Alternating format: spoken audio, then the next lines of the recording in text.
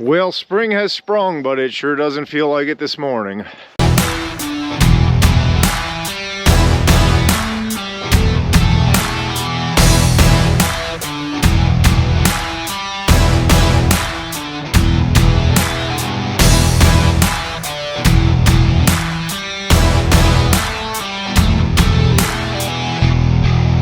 Hey guys, welcome back to the channel.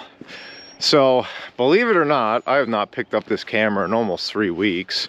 I had a bunch of videos stockpiled for you guys and kind of let them air each Friday, and well, sometimes you just don't feel like picking up the camera. I've been busy with all kinds of different stuff. Logging, sawing, trucking, kiln drying, you name it. I've probably been doing it the last couple weeks, but I just didn't really have anything that I thought was a super compelling video. And you know, sometimes you're just not in the mood to be on camera, so I kind of took a little bit of a break, but I'm back this morning. It is the last week of March, and boy, it is cold this morning. It's about 27 degrees. We're back into a cold snap. So we are actually well, I'm at the sawmill now, but we're actually headed out on the tree farm today. So I got a couple little things to do before we jump on the Ranger and head over there, and we're gonna spread some fertilizer today. Well, it looks like I'm the first guy of the fertilizer crew here, so we're gonna get things ready to roll. Like most farming operations, it's a hurry up and wait thing. We've been waiting for the right conditions here for, well, it feels like a long time, and now it's go, go, go. So we got all hands on deck. We got a crew of 3 guys out planting right now. And as soon as my guys show up, we're gonna get the tractors going and we'll get out fertilizing. But I gotta get things loaded up. We got fertilizer and fertilizer and fertilizer here.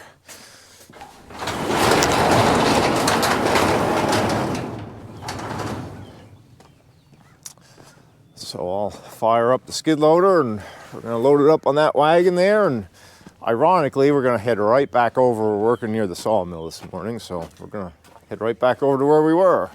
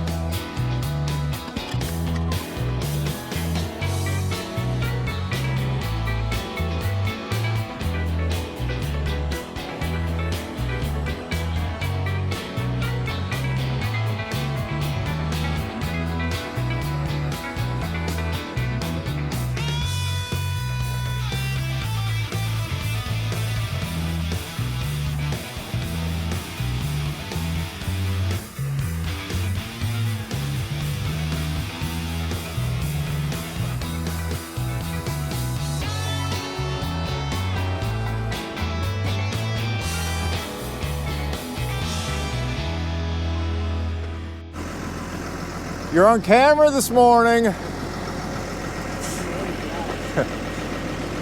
So maybe not my smoothest loading job. I decided I'd not be lazy and get out and move those boxes of liquid fertilizer there before I had a major spill on my hands. So we got about 5,000 pounds of bagged fertilizer and 2,600 pounds of those super sacks. I'll talk more about that stuff when we get out in the field. Right now we're gonna get those super sacks strapped down and head out with it. You good?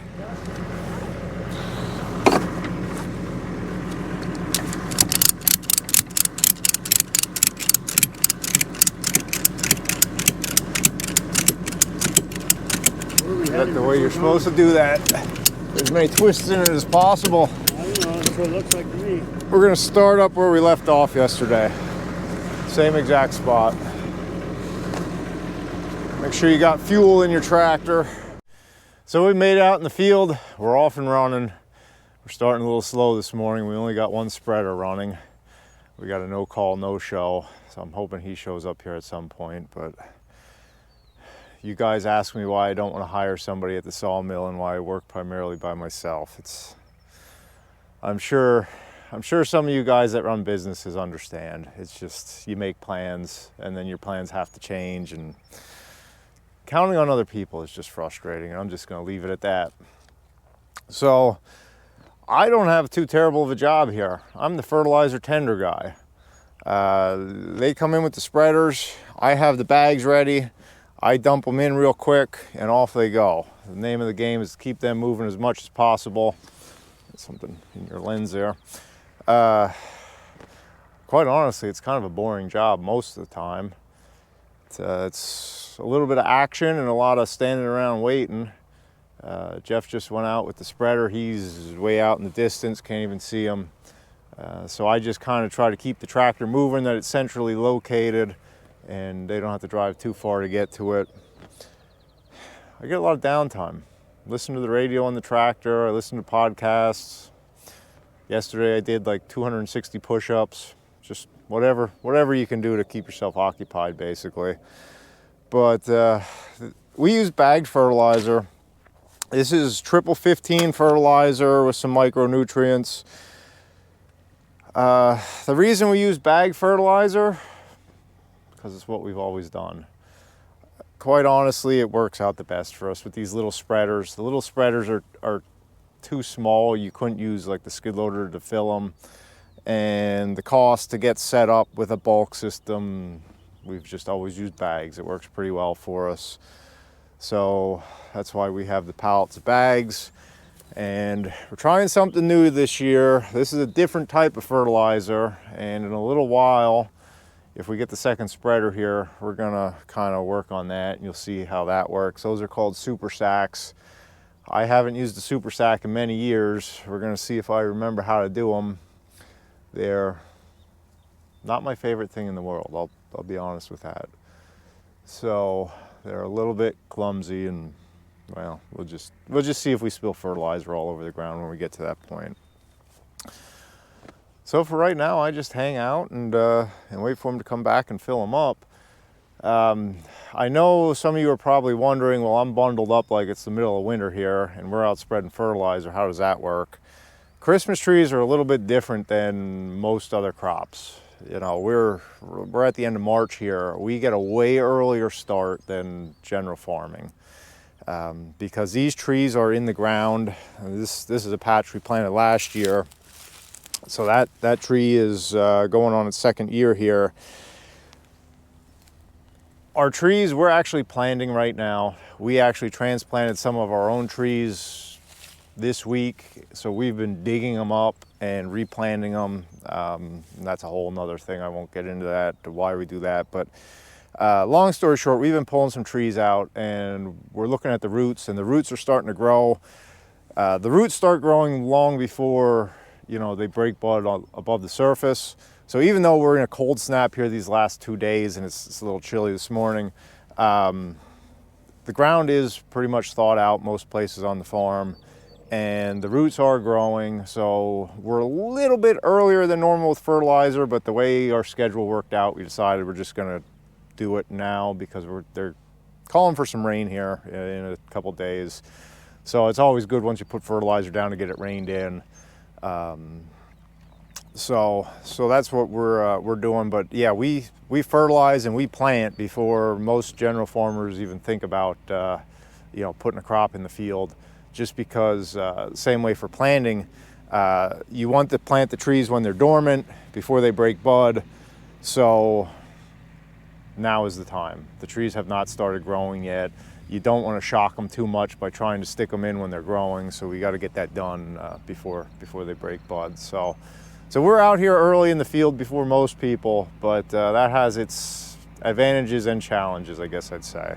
So it would be nicer if it was 70 degrees, and it's actually supposed to be in 2 days, but right now we're dealing with it's probably about 32 currently. So you take what you get.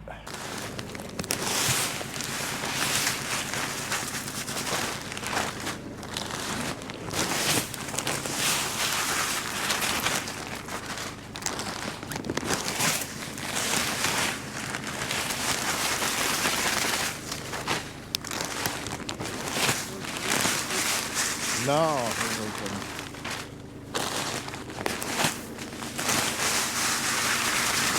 Go ahead.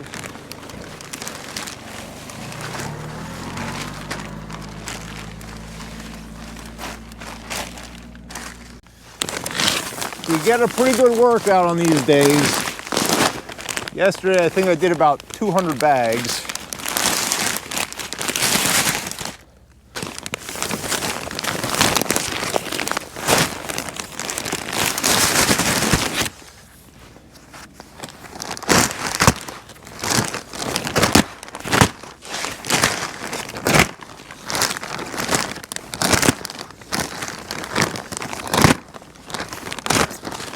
Time for a new razor blade, I can tell you that much. I figured I'd give you a little bit more action. My dad's marking a field here right out the road from where we're fertilizing, so I took a quick walk out here to show you that. I showed you this last year if you've been watching the channel for a while, the custom paint marker I made up. So he marks the rows here, and then when we plant the other way and just hit all those marks. Makes your planting pretty accurate and allows us to mow both ways with the riding tractor.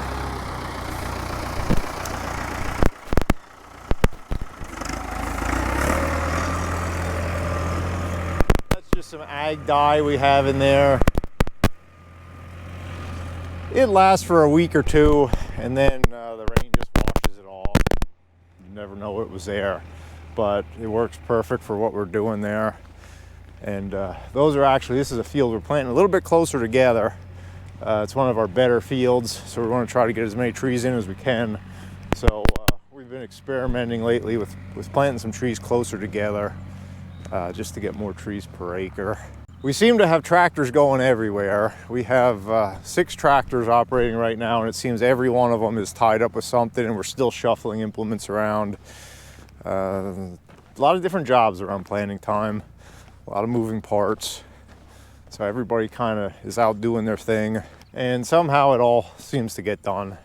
So I'll give you guys a little behind the scenes here, since I have some free time in between fill-ups here, and our second spreader is here now, so we're moving pretty good. I listened back to the audio of the last clip there with my dad spraying those marks, and I've been working on audio, guys. I apologize. I just put one of these little squirrel tail, whatever you want to call it, wind socks on my microphone, and I know this is going to be really shocking to a lot of you guys, but I am not a professionally trained videographer, so I'm basically winging all this stuff, and I've not been happy with my audio. And I think the last clip I had it down here a little too close to my zipper. I think it's picking up, I don't know, it's just getting staticky.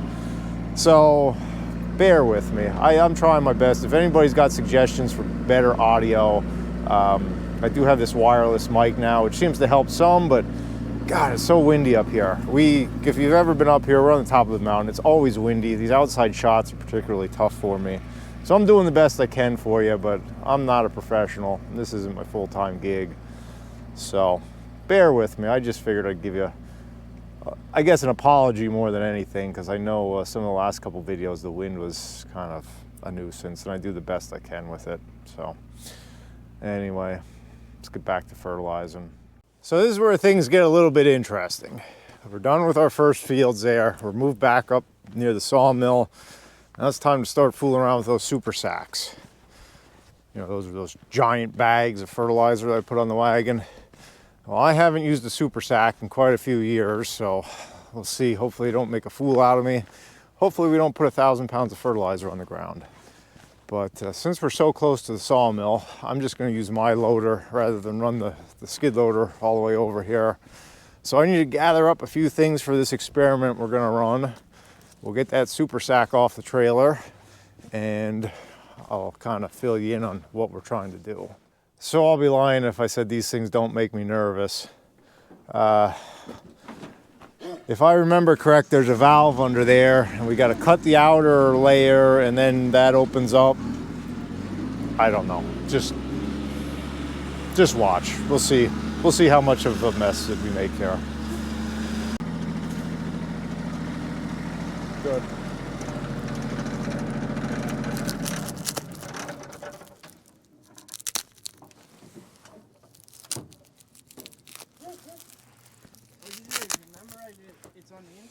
The inner layer should have a valve. When I remember doing it in the past, I remember an opening on the bottom, and this doesn't have that.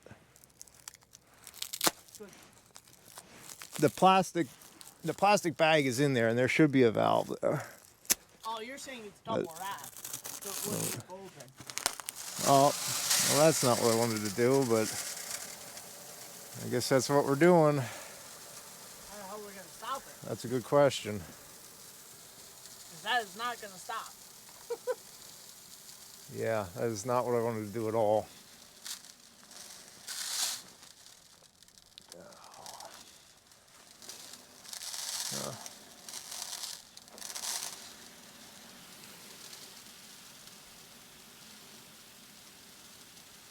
I think one of us is going to have to... Like I said, they have a thing now where you shove it, has a point on it, you shove it into the bag now, and it has almost like a dust collection valve.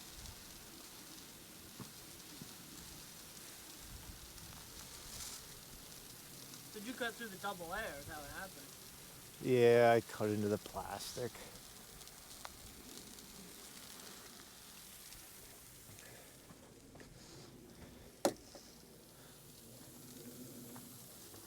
What if you could tape it shut with duct tape then?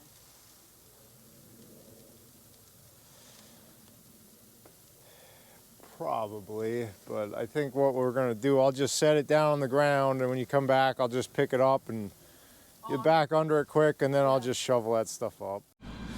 Well, that was a fail. I'm going to be doing some shoveling.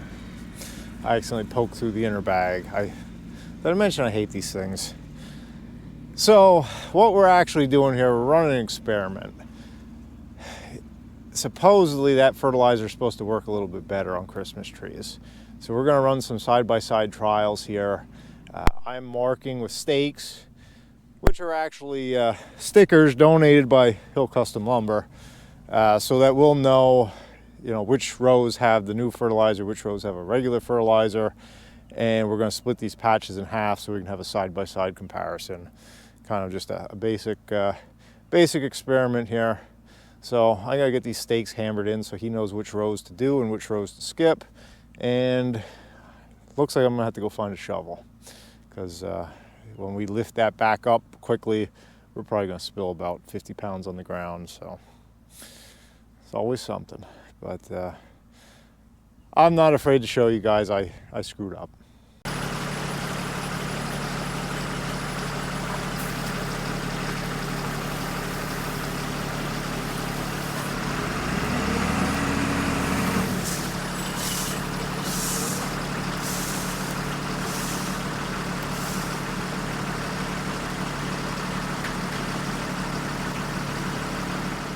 Well, I guess we're not the only ones working around here. What are you working on, Lucas? What are you doing? Are you doing yard work? Yeah. Yeah? Are you raking? Yeah. That's a good size rake for you. Yeah. Yeah. All right, get back to work. So I'm not gonna lie, I feel pretty dumb about cutting through the bottom of that bag. When this one's empty, I'm gonna dissect this and figure out where I went wrong. These are set up a little bit different from what I remember in the past, so I gotta get that figured out, but we're making do. I'm not making too much of a mess here. I'm gonna have to shovel some of that up once this bag's empty. But in theory, these things are supposed to be easier than the 50-pound bags, which I could see how they would be if you don't mess them up, but they're a little sketchy. I don't like all that weight hanging up above you. So it is what it is. We're gonna get it done one way or another. That's about all I got to show you guys for today. This is what we're working on, and we're gonna just keep going. It takes us about 4 days to do the whole farm, and we're on day number 2 here. So come back next week. I don't know, we might be at the sawmill. We might be doing something out here on the farm. Who knows? Thanks for watching, guys. I'll catch you next time.